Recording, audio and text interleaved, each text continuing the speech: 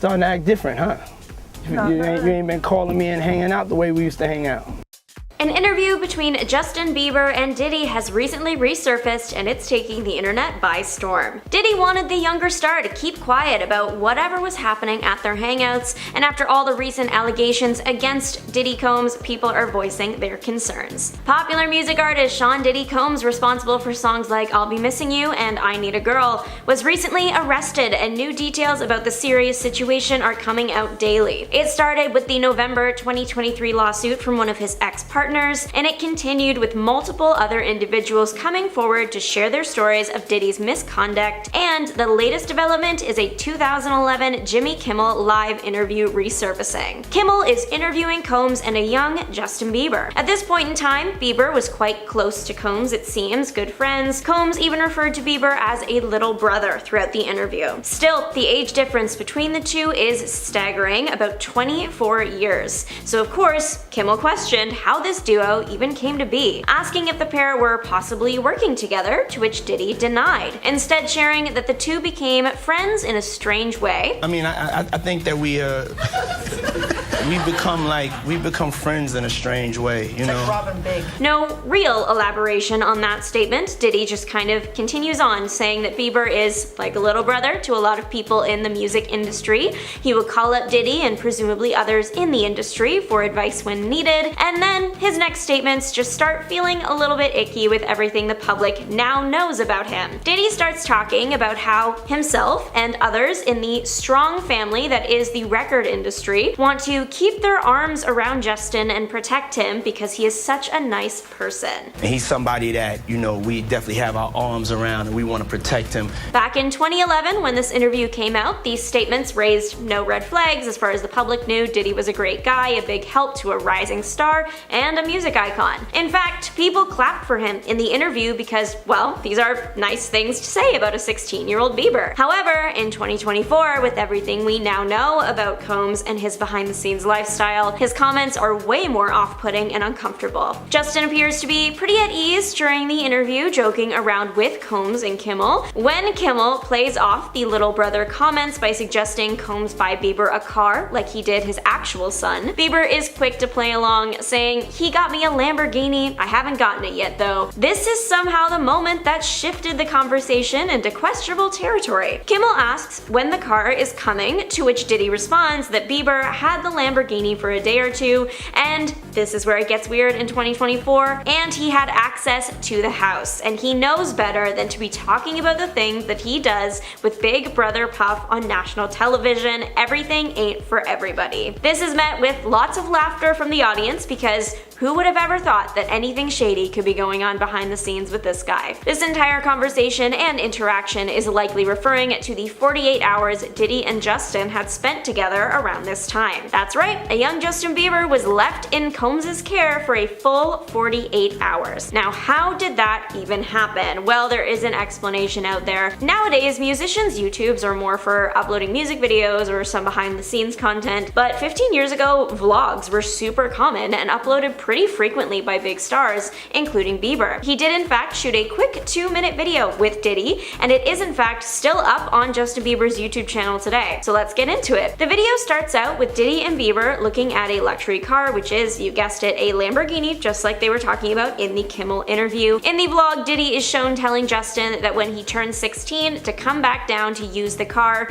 even saying the keys would be his. And that makes some of those Kimmel comments make a lot more sense. But how did Bieber even end up in the position to be hanging out with Diddy anyways? The caption of the vlog explains that, saying that Justin had produced a song for Combs that he wanted to show him, and the Believers got his attention and made it happen. As the mini vlog continues, Combs and Bieber start discussing what they're gonna do. I mean, Combs is almost 40 and Bieber hasn't hit 16 yet, so really, what are they gonna do? Combs' answer to that question is, where are we hanging out and what we doing we can't really disclose, but it's definitely a 15-year-old's dream. Where we hanging out and what we doing, we can't really disclose. It's definitely a 15-year-old's dream. And I think collectively we're all hoping it was paintball and music producing, but still, that is a very concerning statement from Combs. Combs continues on sharing that he had custody of Bieber for the 48 hours he was with him, and then shared how he had legal guardianship of Usher when he produced his first album. The short video finishes with Diddy promising that him and the young star were going to go full crazy. Bieber suggested they start the 48 hours by going to get some girls, to which Diddy responded, "Man after my heart." He's with me, so and we gonna go full crazy. Going crazy. All in all, this video could not have aged worse. It's surprising that the video is even still up on Justin's channel, and even more surprising, the comment section is still active. Many users are commenting their concerns over the contents of the conversation. One user bringing up the fact that despite this video being up almost 14 years, no one's questioned it till now. We don't know exactly what happened during those 48 hours, however, something weird must have went down because it seems Justin stopped contacting Combs afterward. Diddy visited Bieber in studio a little while after the 48 hours, and Justin looked noticeably less at ease than he had in that first vlog together. Diddy also seemed to be getting on Justin's case for not contacting him or staying in touch as much, which is an odd thing to be requesting from someone almost 24 years your junior. Diddy is still getting on the young star's case, suggesting that because he's a big deal now, selling out arenas and everything, that's why he stopped calling and that's why they stopped hanging out. Selling out arenas and everything, starting to act different, huh? You ain't been calling me and hanging out the way we used to hang out. Comments the baby singer has made as he gets older have also raised some red flags about what he has gone through in the industry. Comments about how he wants to protect younger artists and getting emotional in interviews. It was hard for me being that young and being in the industry and not knowing where to turn. And it's no secret that Justin has had a rough go in the music industry and has publicly coped with his trauma in unglamorous ways. As more and more information comes out about those he was surrounded with at the time, people are creating more and more theories that make his outbursts make sense. However, it seems Bieber is looking to put all the harder events of his upbringing behind him. An insider close to the singer has shared that amongst all this, he just wants to focus on being a great dad and husband. Bieber welcomed his first child with Hailey Bieber in August after announcing the pregnancy back in May. His fans and the general public do wish for the best for the singer. The same cannot be said though for Sean Diddy Combs, of course, and as the charges and evidence continue to pile up against him, he loses public favor with every passing day. Recently, it's come out that one of his youngest victims wasn't even Justin's age when he first met Combs. As it stands, Combs is facing a minimum of 15 years and a max of a life sentence. Combs has continued to deny that he ever harmed anyone. Taylor Swift is arguably one of the most famous people in the world right now, and in a Resurfaced interview, she praises the now disgraced music mogul Diddy. But does she still feel that way right now? Well, let's see what she said. A Resurfaced video from 2011 shows Taylor playing a celebrity quiz game during an appearance on The Rachel Ray Show when she was just 21 years old. Rachel asked her a series of rapid-fire celebrity questions, and Taylor responded by holding up a photo of the celebrity she would choose. Now, celebrities included Diddy, Madonna, and J-Lo. Now, when asked who she would take to prom, Taylor responded it would be a group, and it would be a really fun group. Boy, you're going on a freaky prom date, Rachel said, and Taylor then held up pictures of who would be in the group. This included Diddy, Katy Perry, Jennifer Lopez, Justin Timberlake, and Sheryl Crow, which is honestly such an interesting choice. Why that spectacular array of people, Rachel asked, and Taylor responded by saying, because all these different reasons. Well, Katy would be so much fun. She's just like crazy fun, like spontaneous. Diddy's always been very nice to me, adding, he would be fun in the prom group. He's a gentleman, isn't he? He's a lovely gentleman, Rachel then chimed in,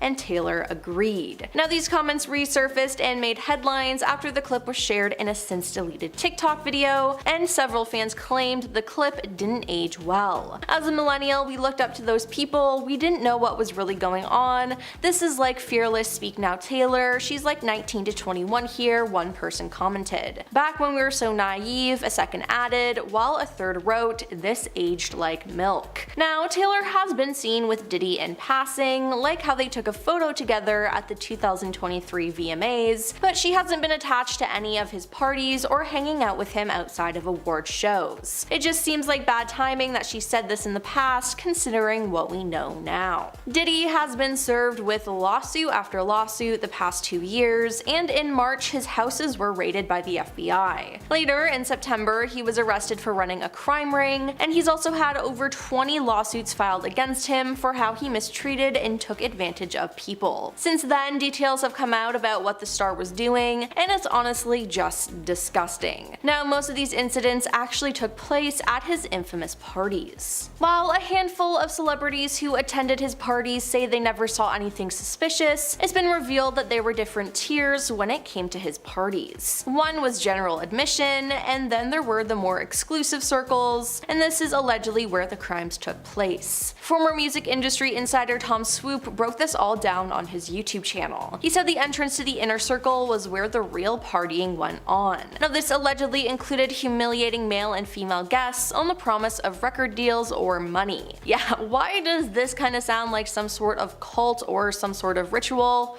Ugh.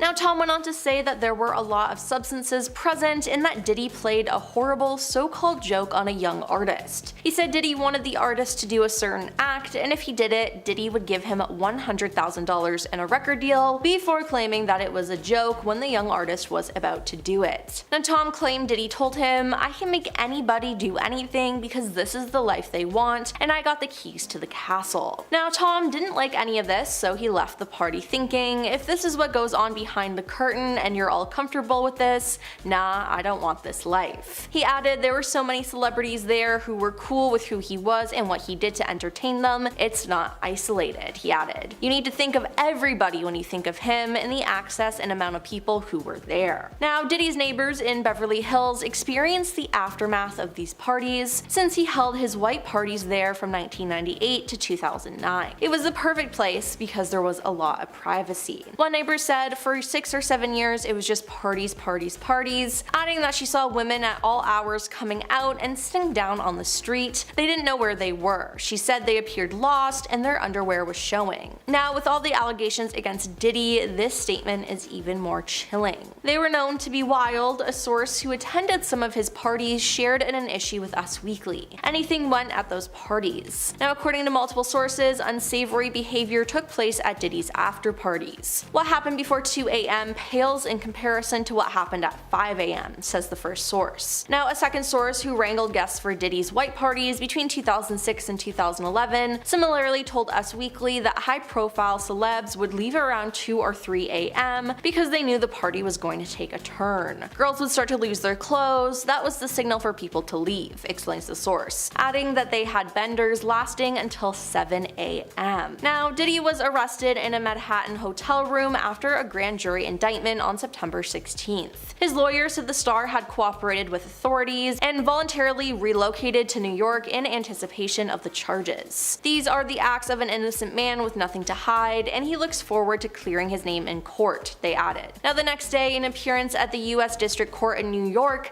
Diddy was charged for his crimes and new details emerged. In an indictment that was unsealed, they described him as the head of a criminal enterprise. Prosecutors also alleged that Diddy taped freak-offs and would use footage to pressure his victims into silence. Now, if convicted, the musician faces a sentence of 15 years up to life in prison, but Diddy assures that he's not guilty. Now, he was denied bail after prosecutors argued that he posed a significant risk to the trial, reporting that he had already tried to obstruct the government's investigation of this case, repeatedly contacting victims and witnesses and feeding them false narratives of events. The judge cited the star's anger issues and history of substance use as a reason for keeping him detained until the trial. "My concern is that this is a crime that happens behind closed doors," the judge said. Now, Diddy's lawyers have repeatedly appealed the decision, offering to place the star under the watch of a round-the-clock private security team. However, Judge Andrew L. Carter Jr. said that even under those terms, Diddy could still use employees to contact witnesses. So his bail was still denied. He's currently being detained at Brooklyn's Metropolitan Detention Center until his trial, which is tentatively scheduled for May 5th, 2025. Since he's been arrested, he has faced even more lawsuits. Lawyer Tony Busby said he was representing 120 people who were victims of Diddy, Diddy, spanning across 25 states, different genders, and all ages. Tony said his firm was working to vet another 100 cases. Diddy's lawyer said the rapper empathetically and categorically denied the allegations, saying they were false and defamatory. Now, at the time of writing this, since Diddy's been in jail, he's faced 17 new lawsuits, with more to come, I'm sure. The whole story is just so disturbing, but Diddy is still claiming his innocence, which at this point is crazy because he so clearly did everything he's being accused of. I mean, he denied any wrongdoing when it came to his ex-girlfriend Cassie Ventura, but we saw that he was lying with the video proof that was leaked, so it's very unlikely that he's telling the truth now. His family, though, is sticking by him.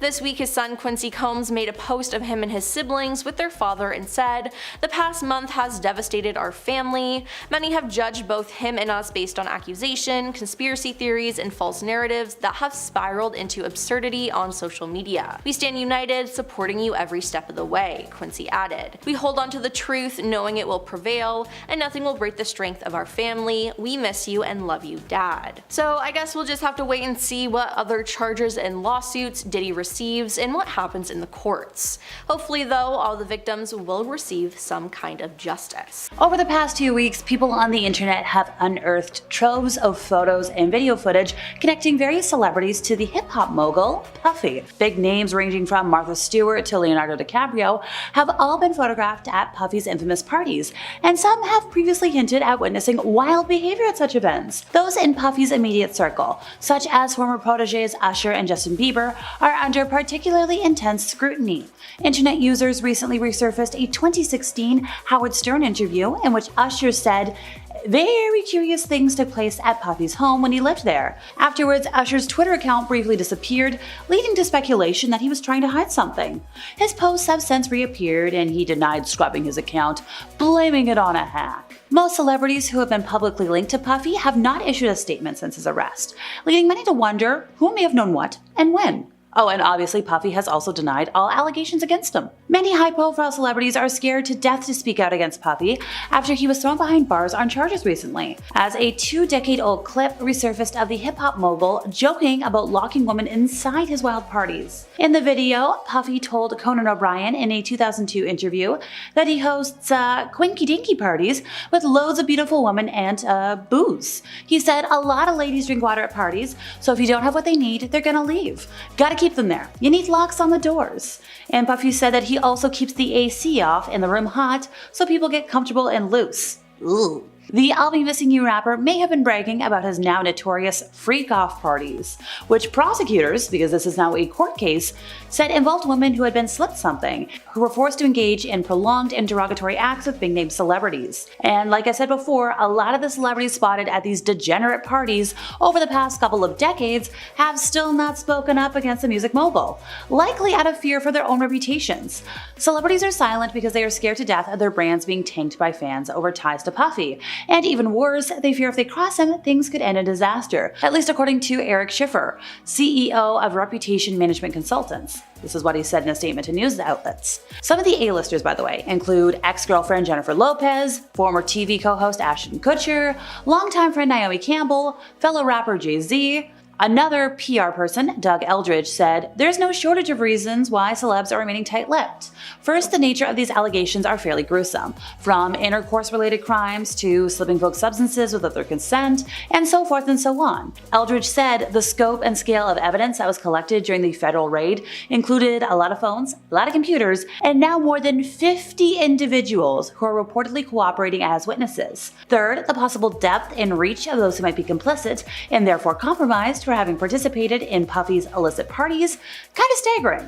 So Puffy is currently facing a minimum of 15 years in prison, and did plead not guilty to the charges in federal court in Lower Manhattan. A judge ordered the Bad Boy Records founder be held without bail pending trial, and was denied when his lawyer tried to appeal the decision the day afterwards. Puffy actually previously suspected that his parties would raise eyebrows, and he said so in a 1999 interview with Entertainment Tonight. He said, "They're probably going to be arresting me, doing all types of crazy things, just because we want to have a good time. Whenever you bring up a different element into people's environment, things that broaden people's horizons, people get intimidated.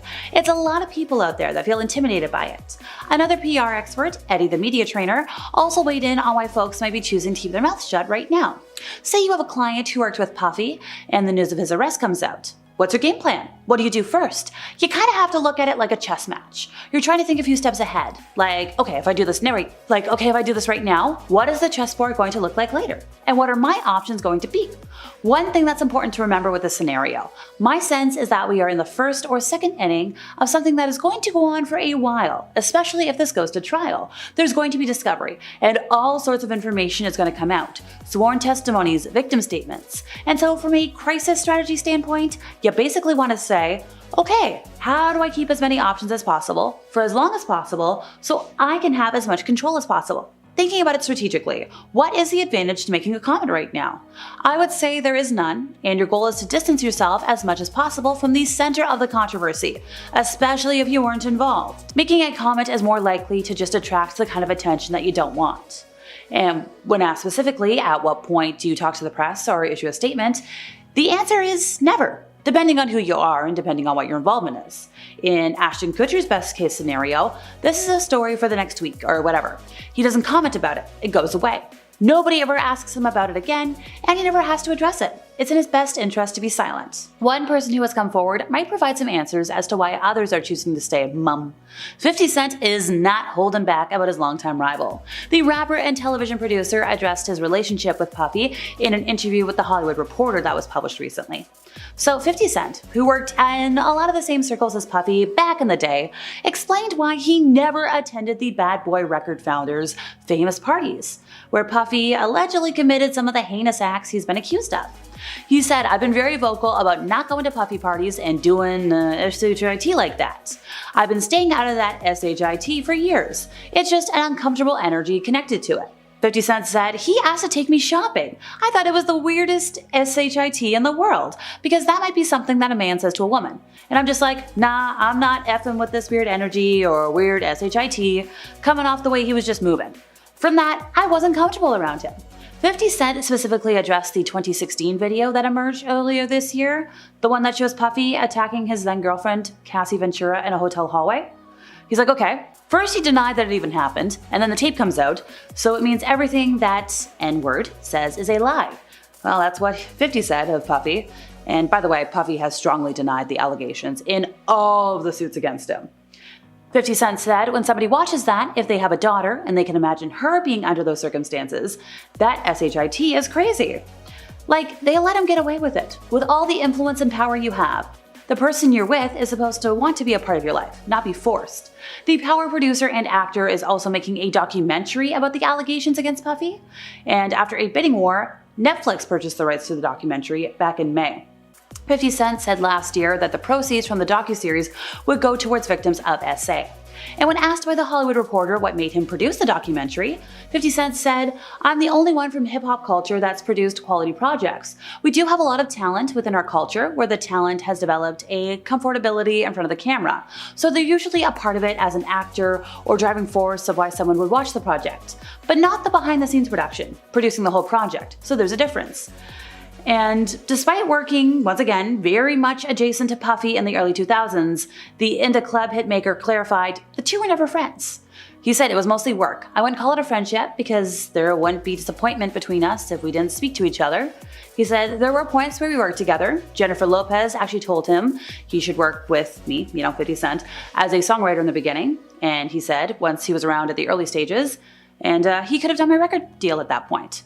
And that happened in the year 2000. And 50 Cent said, following that, he was fired at by somebody outside of his grandmother's house after the label had signed him. And he's like, yeah, I'm just getting back to work, and Puffy would call me to write. I remember my son's mom would answer, and I didn't want to get on the phone, like, no. And she was like, what the F, we need money. She's looking at me like, why? Why don't you want to talk to him? And 50 Cent went on like, I didn't ever party. I didn't hang out with him. Puffy is a business person. When people call him a producer, I see people that were taken advantage of, who produced things that he took from them. He got the credit. He's not a producer. He's been able to take advantage of the business and the creatives in it. 50 Cent doesn't have any interest in doing that. He says he falls under the creative, so he just didn't take to hanging out with that. 50 Cent was also asked why other celebrities aren't speaking up about Puffy like he is, and he was like, come on.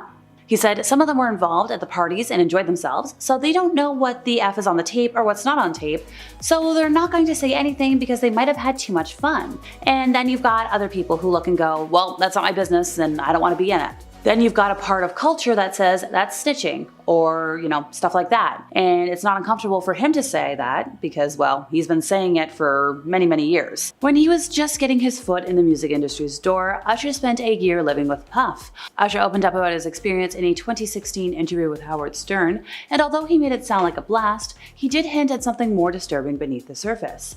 He said that he didn't understand what he was even looking at, and very curious things were taking place. Perhaps the most telling, Usher made it clear that he wouldn't want his descendants attending Puffy camp like he did. Regardless, Usher's protege, Justin Bieber, would once spend 48 hours with Puff, unchaperoned. It may be just speculation, but a fake phone number that Bieber later gave Puff now reads like a cry for help. After being fired from Hot 97 in 1998, Wendy Williams accused Puff of playing a role in all of that. In 2004, Williams wrote that she would never forget the hell that he put her through. On a 2015 episode of her show, she commented on the allegations that Cassie Ventura was hiding from him, and she painted him as a mogul that you can't escape. That same year, Williams asked Jennifer Lopez if she'd ever get back together with him, and Lopez's mother, Guadalupe Rodriguez, basically answered for her daughter with a look that said everything. Aubrey O'Day alleged that Puff groomed her and controlled her appearances while filming Making the Band when she was around 21 years old. The former Danity Kane songstress recently got candid about the criticism that she faced while working on the MTV reality series alongside Puff, who was an executive producer on the show. She said, I look at the beginning of the show, and I was auditioning, and I'm so young, and I'm like, I don't know how I became like the really gorgeous-faced one, she said on an appearance of the Crisis Queen podcast. Puff is on camera saying how much he hates it, but he's off camera telling me all the ways I need to be groomed properly, like down to my toenails. Yeah, one day, apparently, the rapper was like, yeah, you're the looker of the band, but sent her out of the studio in the same day because her toes weren't properly polished. And she said a lot of this was a part of the cycle of harm. She said, with Puff, I saw multiple sides of him, but I don't know who I was even talking to that was sober. There was always an element of something going on. O'Day claimed Puff once forbid her from being friends with a certain very big name person whom he was also involved with. And she said that was the first time he had kind of said, you're not allowed to be around that person ever again. And oof. She's like, and that was the first time I started to see the dynamics change with just how he approached me on camera. So like I mentioned before, she was part of Danity Kane until 2008, and then she was booted for not doing what was expected of her. But she said that wasn't talent-wise, that was in other areas.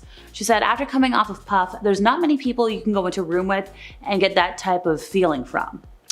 Kind of cryptic, but okay. And she's mentioned that grooming is a process. You're not just harmed on day one.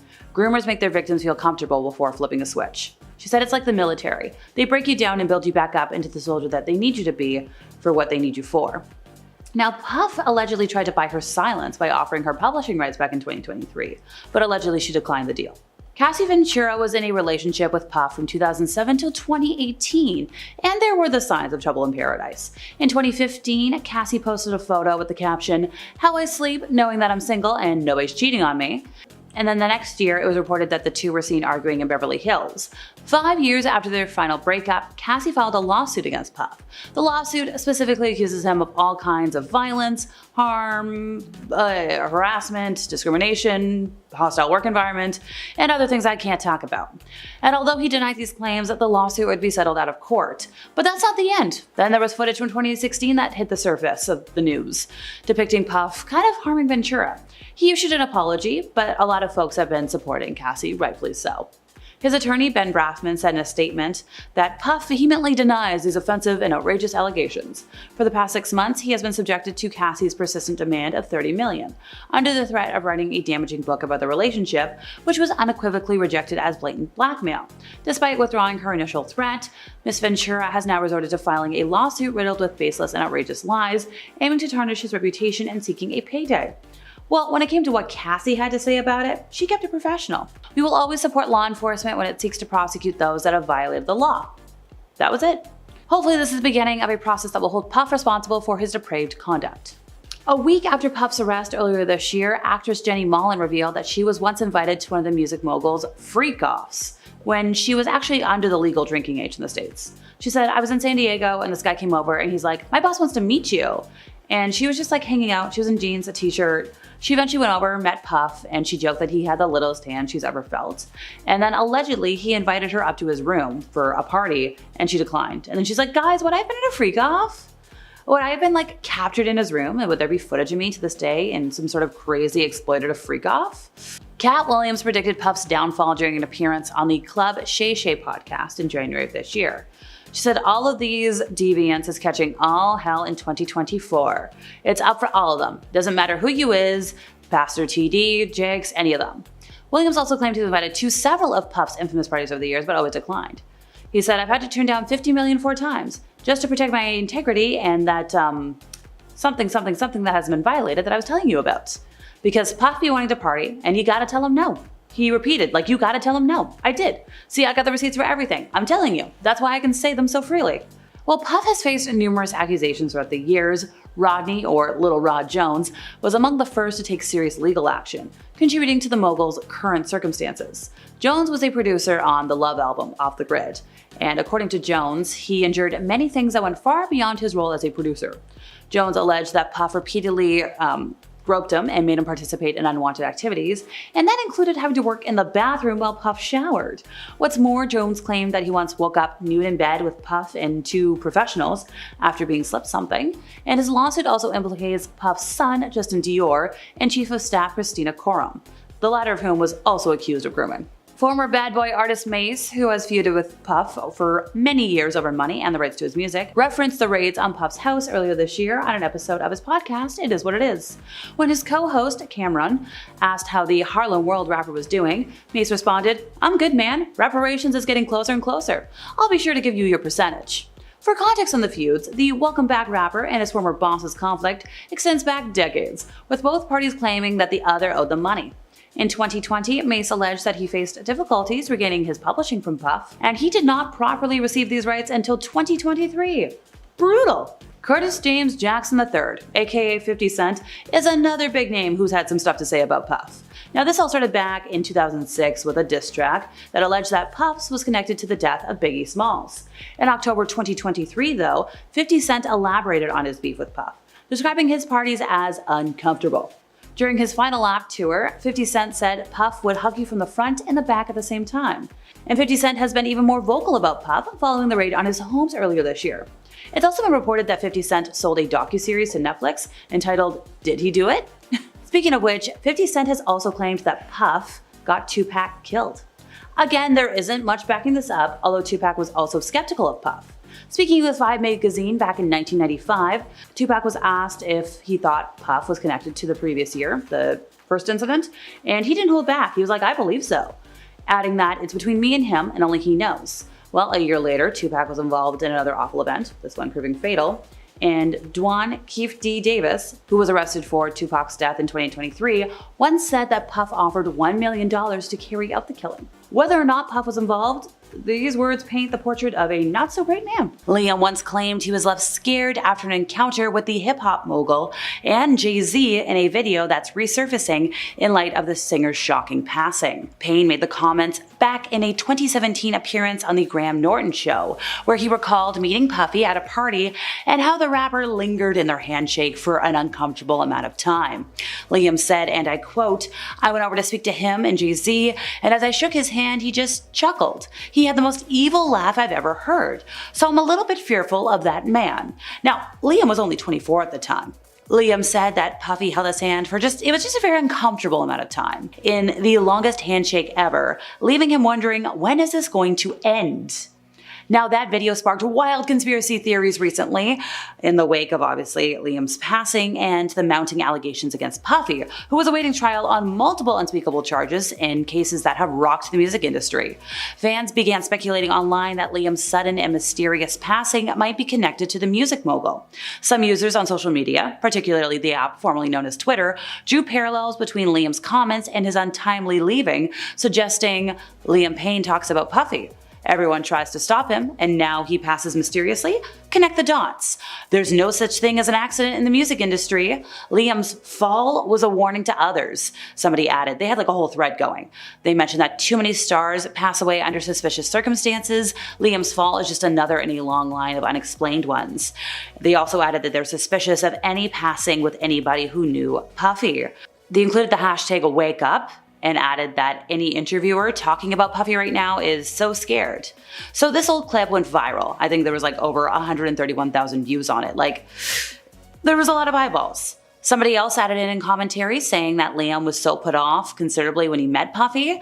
And well, once again, Liam is sadly no longer with us, and they don't think that's a coincidence. But they were just putting that out there. Yet another user shared a clip saying, Liam talking about Puffy? Now they've shut him down. And somebody else even said, like, isn't it funny how this video was circulating last week online and now he's no longer with us? Now, somebody else suggested, without providing evidence of their claims, that maybe Liam would have been asked as a witness to the upcoming trials. Which, by the way, 5 new federal civil lawsuits have been filed against Puff Daddy over the last weekend, bringing forth a fresh new wave of accusations against the producer dating between the year 2000 to 2022. Among the plaintiffs, 2 are men, 3 are women, and all of these alleged incidents reportedly occurred at parties that were hosted by the mogul. Liam's interview wasn't the only time he mentioned this unsettling encounter, by the way. In a different 2017 interview with Kiss FM's Kyle and Jackie O, he again spoke about his run-in with Puffy at a celebrity-packed event that also included Jay-Z and Leonardo DiCaprio. He described it as the most daunting celebrity experience, reiterating the strange handshake and the unsettling chuckle. He also admitted that he had approached Puffy, believing he would be the safest out of the trio, which, what does that mean? And in retrospect, he realized he missed the mark. Diddy has been showing us who he really is for years, but no one seemed to be paying attention. From past interviews to lawsuits, these are things people should have noticed. Now, one of the most shocking revelations comes from an interview he did with Entertainment Tonight in 1999. He was talking about his parties and had this to say: "They won't even give me a permit for the parties. They don't want me to throw parties no more, but we ain't gonna stop. We're gonna keep having fun, bringing people together from all walks of life. They're going to be shutting them down, they're probably going to be arresting me, doing all types of crazy things just because we want to have a good time." Now, the fact that he says they're probably going to arrest me is just crazy. This means that he had to have known what he was doing was wrong. Now, everyone just played it off as a joke at the time, but clearly we should have taken it more seriously.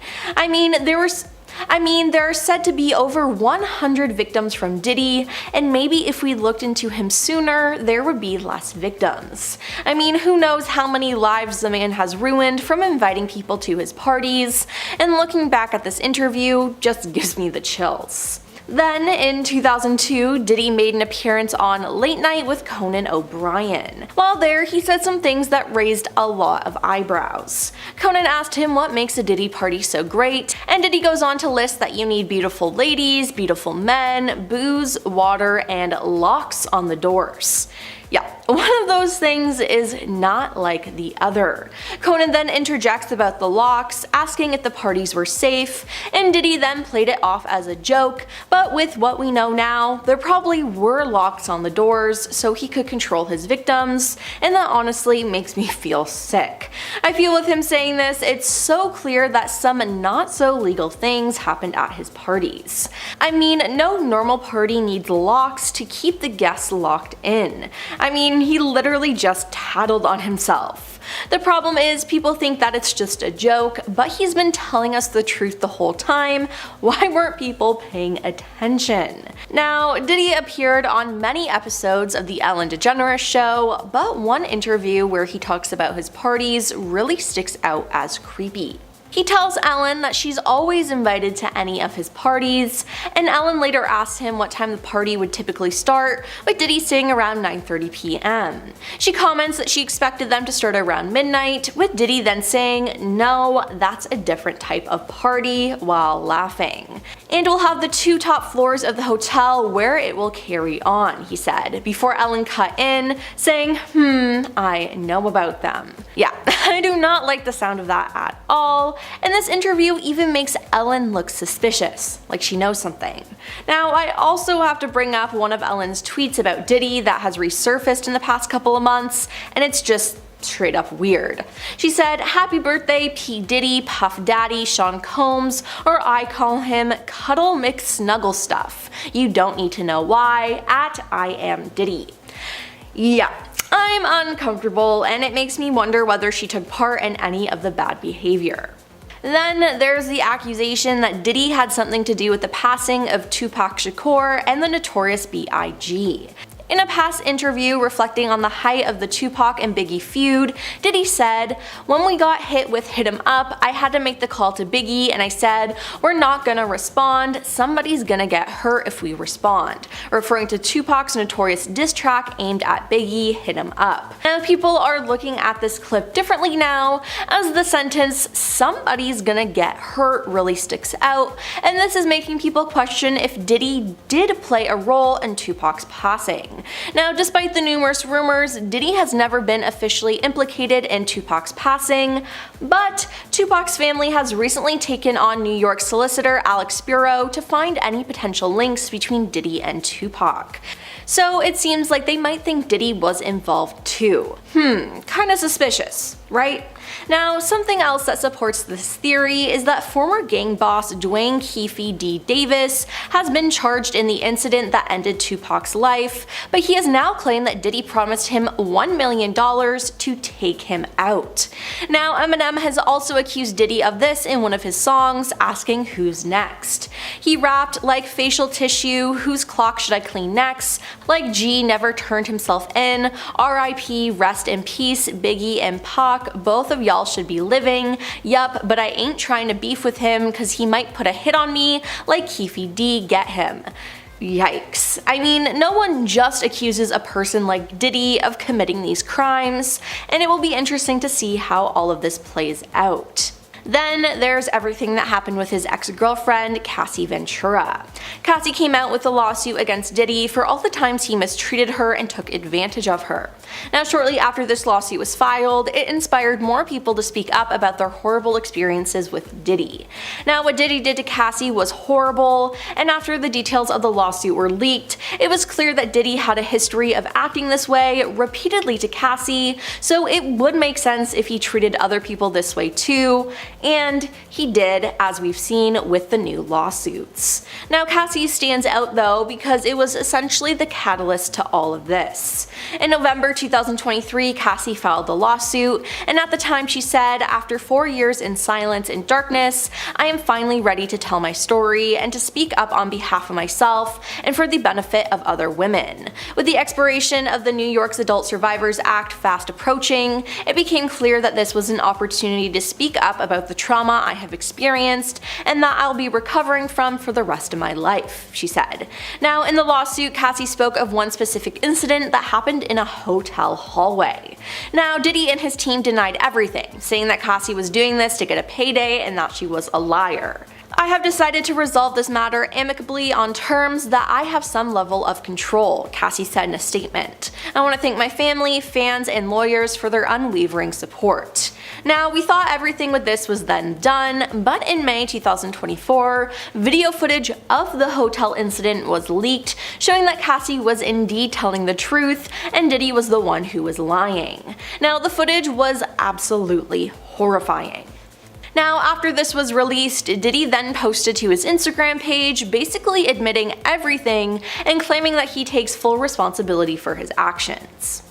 He said, "I was disgusted when I did it, I'm disgusted now. I went and sought out professional help. I got into going to therapy, going to rehab. I had to ask God for his mercy and grace. I'm so sorry." He then added that he was committed to being a better man each and every day. But he was pretty much only apologizing now because there was proof of the incident. Before the footage was released, he was all, "Oh, she's lying." Now, thankfully, after his so-called apology, people did not believe it and were disgusted. disgusted with him. They criticized Diddy for only apologizing now that evidence has finally come out. After all, it's alleged that he paid $50,000 to keep the CCTV footage from the incident. Now, Cassie's lawyers released a statement about his apology, saying it was more about himself than the many people he has hurt. They said when Cassie and multiple other women came forward, he denied everything and suggested that his victims were looking for a payday. He was only compelled to apologize once his repeated denials were proven false, shows his pathetic desperation, and no one will be swayed by his disingenuous words. Now that Diddy has been arrested and in prison, Cassie has been able to let out a sigh of relief. There have been so many people protecting Diddy for so long, and it's not an exaggeration to say Cassie's life was in danger through all this, a source told People. She was very hopeful that justice would come, and hopefully now with all And now, hopefully with all the new lawsuits and cases brought against him, Diddy will be in prison for a long time. Then there's also the fact that some celebrities have been warning us about Diddy for like forever. Now 50 Cent is one of the most famous for dissing Diddy, saying that he stayed away from him and his parties as he knew they were no good. Now Kanye West called out Diddy for working with law enforcement and claimed that he made a deal to snitch on other celebrities to be a free man. Cat Williams even claimed that Diddy would be brought down this year, and he was right.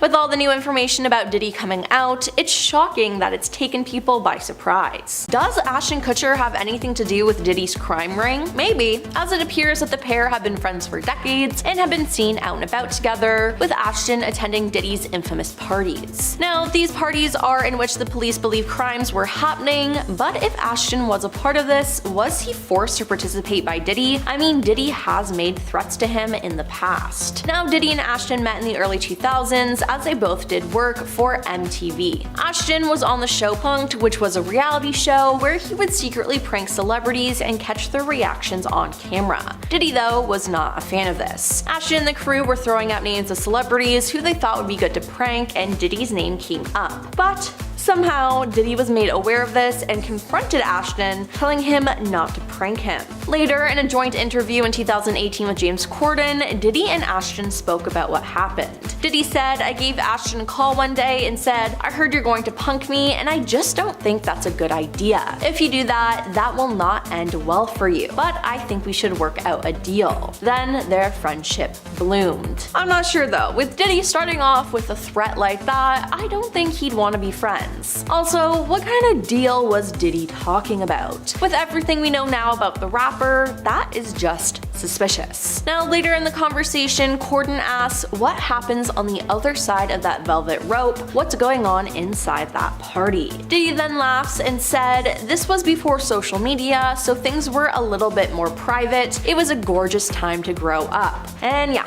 it was good for him, because no one was able to document his crimes and post them everywhere or expose and cancel him for all of the horrible things that he did. Later on in the interview, he named his 30th birthday party as his best party, saying that Beyonce and Donald Trump were in attendance. He then added that he was no longer in contact with the then president. "I just tried to lead by example," he said. "It's a wake-up call to take accountability for the future of America and the future of the world." Corden then said, "I don't want to speak out of turn, but are we looking at a Diddy Kutcher 2020 ticket here?" Diddy laughed at the idea, saying, "I don't think it would be in the country's best interest to have me in charge," and yeah, it wouldn't be. And with Ashton's ties to Diddy, he wouldn't be good in charge either. Now, this isn't the only interview that's raised some eyebrows about the pair. In 2019, Ashton was a guest on the YouTube show Hot Ones, where he was asked about his friendship with Diddy. The host asked Ashton what his favorite Diddy party moment was, and Ashton laughed and said, "I've got a lot I can't tell." He sat thinking and said, "Can't tell that one either. Diddy party stories, man, that was some weird memory lane thing." Now, it is very strange that he dodged this question, and what was so bad about the memories that did pop up in his mind? Did he know that bad things were happening at Diddy's parties, and was he a part of the problem? People who have watched back this interview are shocked and have become even more suspicious of Ashton. Now, if you somehow didn't know, Diddy was arrested in September for running a crime ring. He's been denied bail multiple times as he's a flight risk, but he's been in trouble with the law before his arrest. He had at least 4 lawsuits filed against him, like from his ex-girlfriend Cassie Ventura or music producer Rodney Jones. Then in March, 2 of Diddy's homes were raided, and since he's been arrested, more and more cases have been brought against him. His trial is set for May 2025, but that might change depending on how many more people come forward about the star. It's been said from sources that Ashton is actually scared of what Diddy could say and that he might try to drag the actor down. An insider source revealed to Daily Mail that Ashton absolutely regrets his friendship with Diddy considering what has happened. He feels lied to, betrayed, taken for granted, and manipulated. They continue by saying everyone who is close to Diddy fears the possibility of Diddy making up false allegations to clear his own name.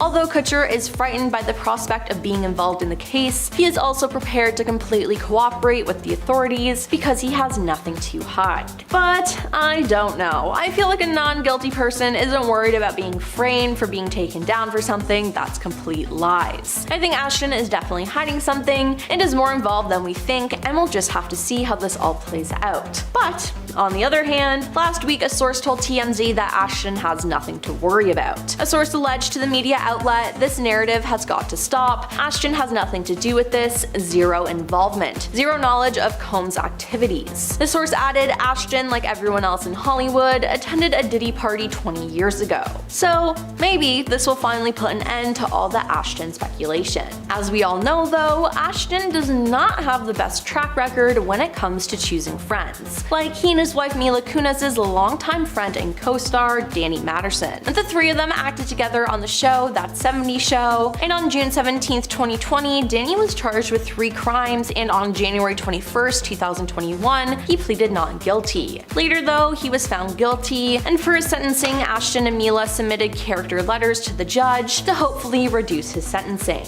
These letters were then leaked to the public, and it made a lot of people angry that they were defending him. Ashton wrote that Danny was an excellent role model and was a dedicated and loyal husband. I hope that my testament to his character is taken into consideration in sentencing. I do not believe he is an ongoing harm to society, and having his daughter raised without a father would be an injustice in and of itself. As a friend, Danny has been nothing but a positive influence on me, Ashton wrote. Over a 25-year relationship, I don't ever recall him lying to me. He taught me about being direct and confronting issues in life and relationships head on, resolving them and moving forward. Now this being leaked then prompted the couple to apologize online. In the video, Ashton said he and his wife wrote the letters after Danny's family asked them to characterize the person that we knew for 25 years so that the judge could take that into full consideration relative to the sentencing. Though the pair acknowledged that they were aware of the pain their letters had caused. They were intended for the judge to read, Ashton said, and not to undermine the testimony of the victims or re-traumatize them in any way. We would never want to do that, and we're sorry if that has taken place. And let me just say, a lot of people actually didn't forgive them. The backlash was so bad that Ashton actually stepped down as chairman for the company Thorn. His decision to step down was rooted in the recognition of recent events, the organization said in a statement. Ashton went on to say, after my wife and I spent several days of listening, personal reflection, learning, and conversations with survivors and the employees and the leadership at Thorn, I have determined the responsible thing for me to do is to resign as chairman of the board effective immediately, Ashton said in a letter.